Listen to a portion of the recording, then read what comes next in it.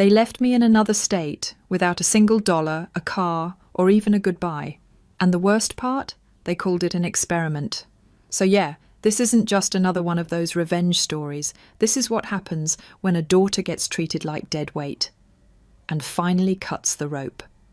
We were supposed to be celebrating Sophie.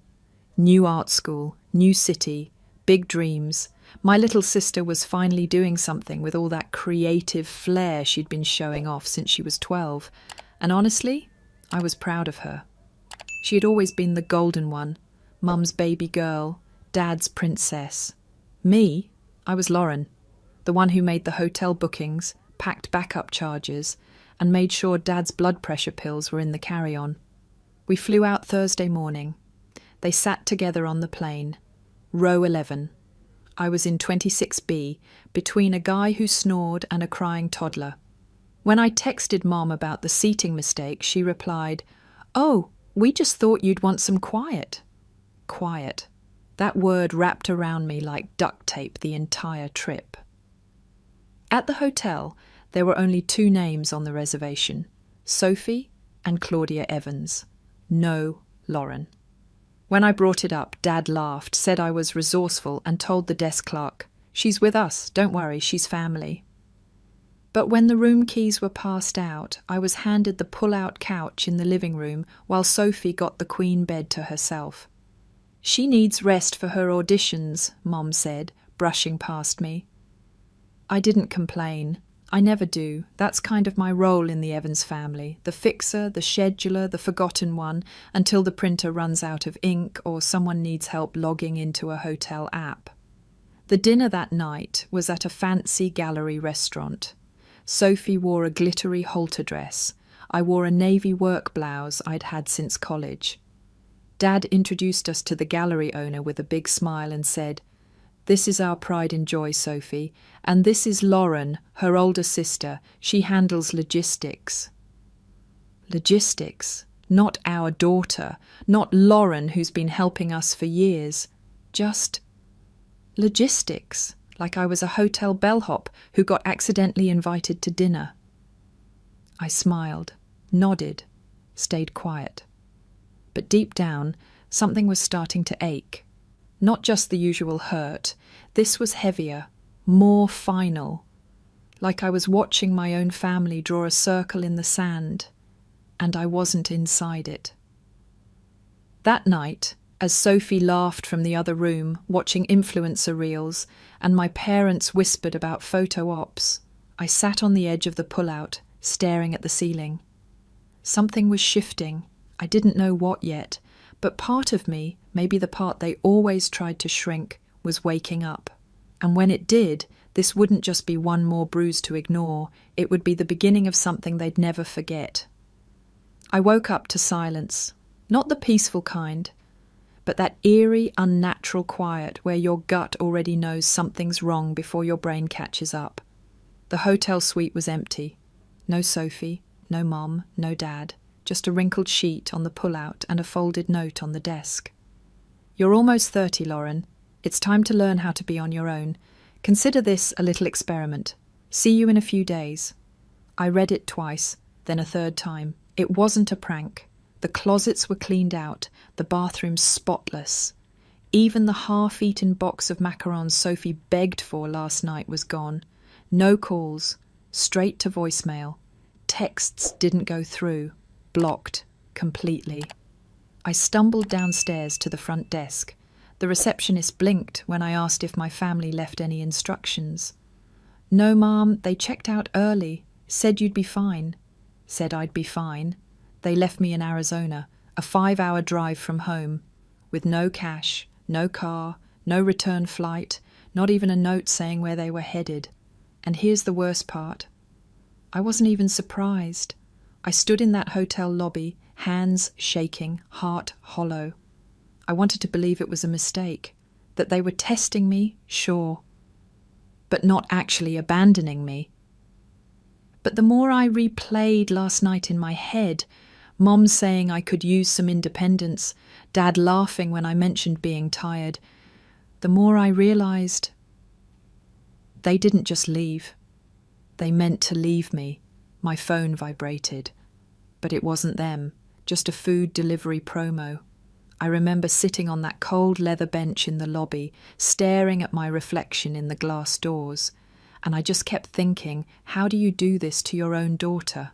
Honestly, let me ask you guys something.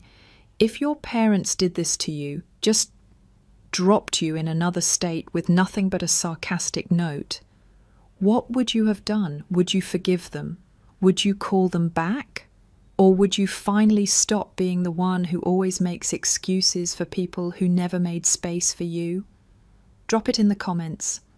I want to hear from someone who gets it, because at that moment, I felt like the only person on earth. And the craziest part? They thought I'd panic, but they forgot one thing: I was the one holding the account.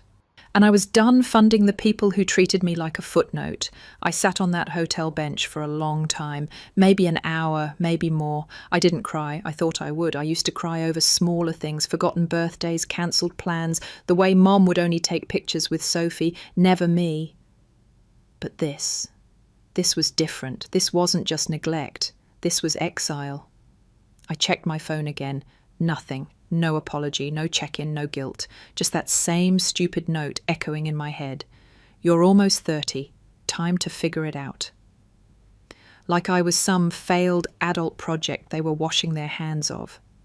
I stared at my banking app. $11.37 in my checking account. No credit cards in my name. Because for years, mine was the name they used. I was the one with good credit. I was the one who helped them recover after Dad's business tanked. I'd added them as authorized users to an emergency card 6 years ago.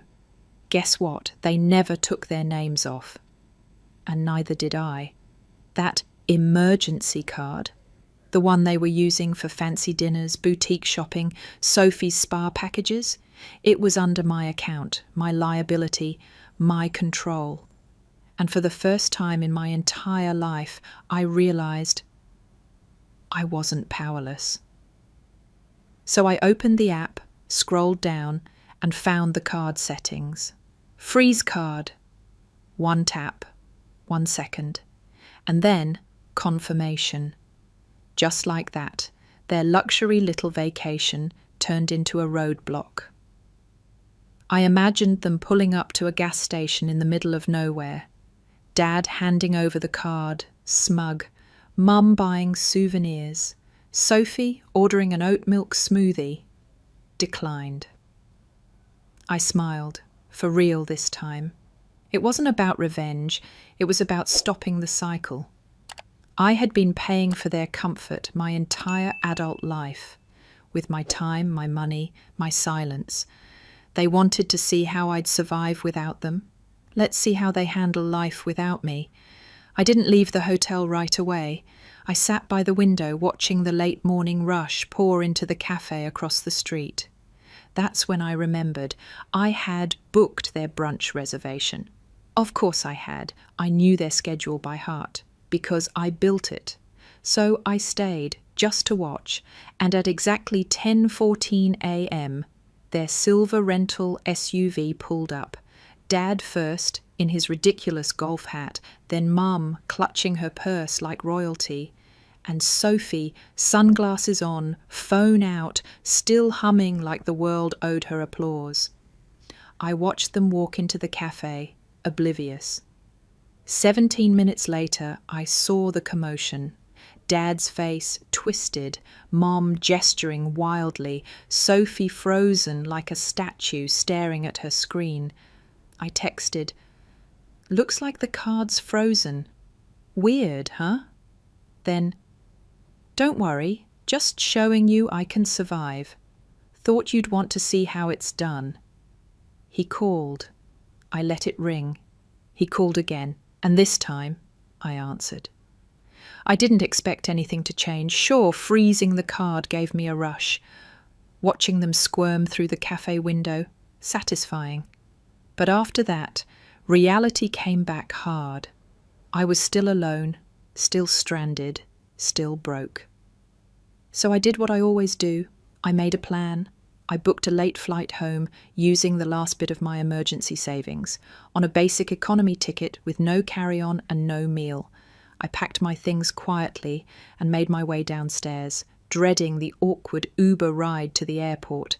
That's when my phone buzzed. Unknown number. I almost ignored it, but something made me answer. "Hi, is this Lauren Evans?" a woman's voice asked. Yeah. Who's this?" "This is Celeste Jordan. I run Stanton Global, travel consulting and corporate logistics. You probably haven't heard of us, but I was at the gallery dinner Thursday night." I blinked. "Okay." "I remember your sister, the photographer, right? She mentioned, bragged really, that you handled all the logistics for the trip, the bookings, the budget, everything." I laughed. Not because it was funny, but because hearing it from a stranger made it feel real, like maybe I hadn't imagined all the work I'd done. Celeste continued, "I looked you up. I found your profile. It's impressive. Are you free to grab a coffee before your flight? I'd love to talk." I almost said no. Part of me was still in survival mode, still raw, but something about her voice felt solid. Safe. We met at a small cafe 2 blocks away. She was calm, well-dressed, and talked to me like I mattered. Within 30 minutes she offered me a job. Remote work, full-time, real salary, benefits, a travel stipend, double what I made before. I sat there stunned. All this time I thought I was invisible, disposable, just logistics.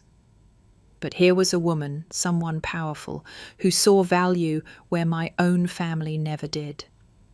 That night, flying home, I didn't feel like baggage anymore. I felt like I'd finally stepped out of the background. And for once, someone was holding the door open. Not to save me, but because they believed I could walk through it myself. 6 months passed. I moved. I grew. I healed in places I didn't even know were broken. Celeste kept her promise. I became project manager for international clients, hotels, expos, brand events. I led real teams. I had purpose. I had peace. Then one day, an envelope arrived. Gold embossed, thick paper. My name spelled right for once. It was an invitation to Sophie's 1 million follower milestone gala. Dinner, press, dancing, family front row, dress code, chic, no note, no apology, just expectations. I didn't RSVP. I just showed up. Hair pinned, blazer sharp, heels quiet, and under my arm, a file folder. The rooftop venue was packed. Lights, sponsors, champagne towers. My dad sipping like he paid for everything. My mum directing photographers like a PR agent. Sophie posing like a star. I walked past them, calm. I didn't need drama. I had receipts. I found the event coordinator, a woman with a headset and a clipboard. "I need to speak to the billing manager," I said. Are you?" "I'm Lauren Evans. This event is listed under Stanton Global's name. I manage that account." Her eyes widened. "Oh, we've been waiting on final confirmation." "Cancel it," I said. "This was never approved. It's unauthorized use of corporate credentials." Security moved quickly. Music cut mid-track. Lights dimmed. A hotel manager walked to the mic and announced, "Due to a billing issue, tonight's event has been discontinued. We apologize for the inconvenience." The crowd froze. Guests whispered, "What's going on? Was this event fake?" Sophie turned. Her face was red, jaw clenched. "You did this," she hissed. "You always ruin everything." I met her eyes. "You used me. My name, my work, my credit. And now you're mad I took it back?" She threw her champagne glass. It shattered. Cameras flashed, not to celebrate her, but to capture the moment she lost control. I didn't raise my voice. I just turned and walked toward the elevator, quiet, certain, because this time I didn't need to prove anything. The truth already did. A week after the rooftop crash, I got another message, not from Sophie, not from Mum, not even from their lawyer, though I half expected that. It was from Mr. Calder, the owner of the hotel chain hosting the gala. I had no idea he'd been there that night, quietly observing. He wrote, "Anyone who can deconstruct a fraudulent, high-profile event with that much control and clarity deserves to run bigger things." A week later, I signed a contract with Calder Hospitality. I now lead their global events division. 3 months in, I flew to Singapore to oversee a billion-dollar convention. 5 months in, I was asked to speak at a Women in Leadership panel. 6 months in, my name was printed on every branded folder handed out to top-tier clients.